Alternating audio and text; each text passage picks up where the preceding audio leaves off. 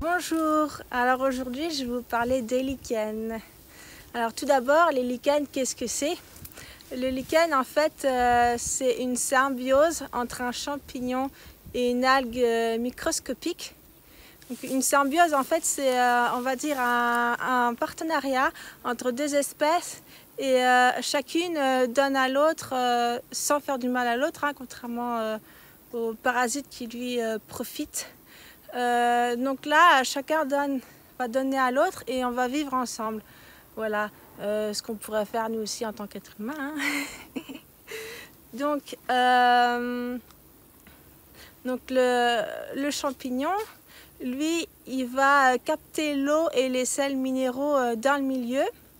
Et l'algue, la microalgue, grâce à la photosynthèse, donc elle va capter la lumière du soleil et le CO2 dans l'atmosphère, et grâce à ça elle va produire la matière organique. Voilà, donc comme ça le lichen a toute la nourriture dont il a besoin pour vivre.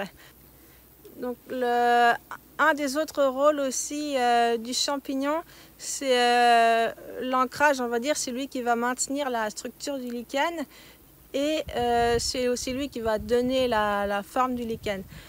Alors on a plusieurs formes hein, de lichen, c'est vraiment très varié.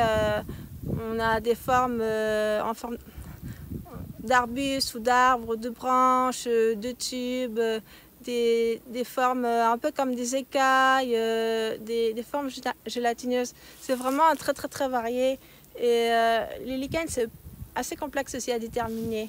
Donc là je vais vous en montrer quelques-uns. Alors ici, on a des lichens dits corticoles, donc corticoles qui poussent sur les arbres. Voilà, les lichens, en fonction des espèces, chacun va utiliser un support différent. Donc là, par exemple, on a un lichen corticole dit foliacé, parce qu'en fait, il occupe bien la surface, sauf pour les extrémités, voilà, qui vont un peu se relever.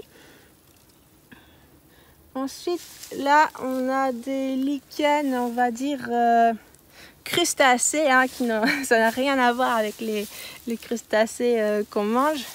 Donc en fait, c'est parce que c'est un lichen c'est un lichen plat et qui recouvre bien la surface. Ici, on a un lichen dit fructiculeux, si je ne me trompe pas de mot, donc qui lui va plus se développer dans l'air, on va dire, et qui va être attaché seulement à un petit point hein, au niveau du support. Alors on voit vraiment que les lichens, ça se développe partout. Hein. Là, vous en avez par exemple sur le sol, sur le béton. Voilà, en fait, le lichen, il a pas de tige, il a pas de racines, il n'a pas de feuilles. Alors ici, je vais vous montrer des lichens dits saxicoles, donc qui se développent sur les roches et les murs. Donc pareil, crustacés, hein, ils sont bien plats. Ça forme un peu comme, on va dire, une croûte. Hein. Voilà. Vous avez aussi les lichens terricoles qui, eux, vont se développer sur le sol. Humifères, donc ceux-là, ils vont plus être sur l'humus. On a aussi les lichens lignicoles qui, eux, se développent sur le bois mort. On a aussi des lichens aquatiques. Et enfin, des lichens qui vont pousser sur les feuilles et eux qui sont dits folioles avec deux i. Sinon, j'ai découvert, là c'était en Suède par contre, un lichen qui poussent exclusivement sur le bois brûlé. Voilà, donc c'était en pleine nature et puis il y avait quelques troncs d'arbres vraiment noirs calcinés et on voyait ce petit lichen qui se développait tranquillement dessus.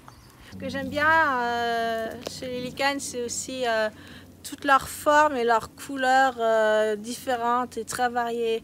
On peut avoir du lichen, du blanc, du gris-vert, du gris, du marron, du orange, on a du rouge.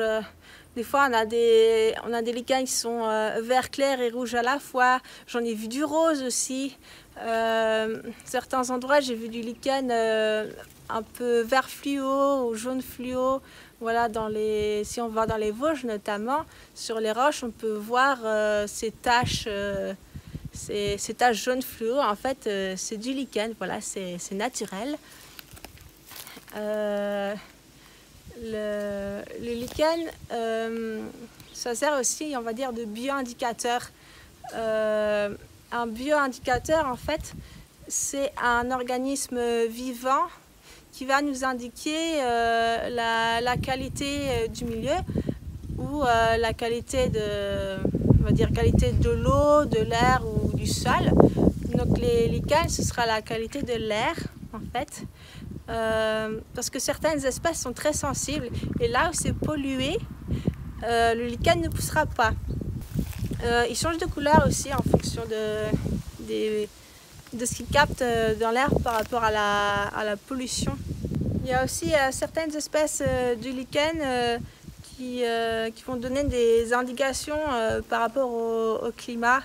Voilà, par exemple, certains lichens qui ont besoin d'une température pas trop chaude et d'une certaine humidité. S'il disparaît, on pourra dire que le climat a changé. Et il y a aussi les lichens qui peuvent nous indiquer par rapport à la disparition de la neige ou de la glace. J'ai vu ça en Norvège. Hein. Voilà, un lichen qui se développe sur les roches à partir du moment où la roche n'est plus recouverte par la glace et à partir d'un certain nombre d'années. Et plus les taches vont être grosses, et plus ça signifiera que la glace a disparu depuis longtemps en fait. Les lichens sont aussi une source de nourriture pour certains animaux, par exemple les rennes dans les pays nordiques. Et il y a au moins une sorte de lichen qu'on peut manger qui s'appelle la mousse d'Islande, qui est un lichen plutôt de couleur brune et qui pousse au sol, si je ne me trompe pas. Donc voilà. Je vous invite vraiment à regarder, observer, parce que je trouve que des fois il y a vraiment des belles formes où je trouve que c'est magnifique en fait, la nature est magnifique, elle est bien faite, et prendre le temps de regarder les lichens, leur forme ou l'association de plusieurs lichens ensemble, ça fait un peu comme une œuvre d'art en fait, et moi je trouve que c'est vraiment beau et merveilleux, voilà.